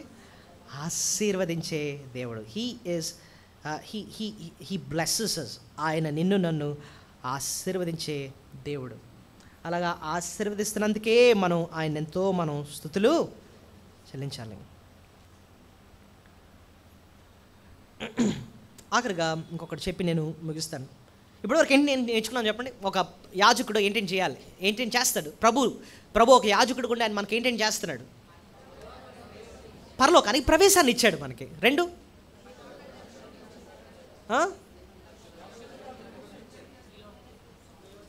ఈ లోకంలో పరిశుద్ధంగా బ్రతకడానికి ఆయన మనకి సమయోచితమైన సహాయాన్ని మనకి ఇస్తున్నాడు. అది 2. 3వది, పాడైన జీవితాల్ని ఆయన తాలిము చూపించి ఏం చేస్తున్నాడు? బాగు చేస్తున్నాడు. 4వది,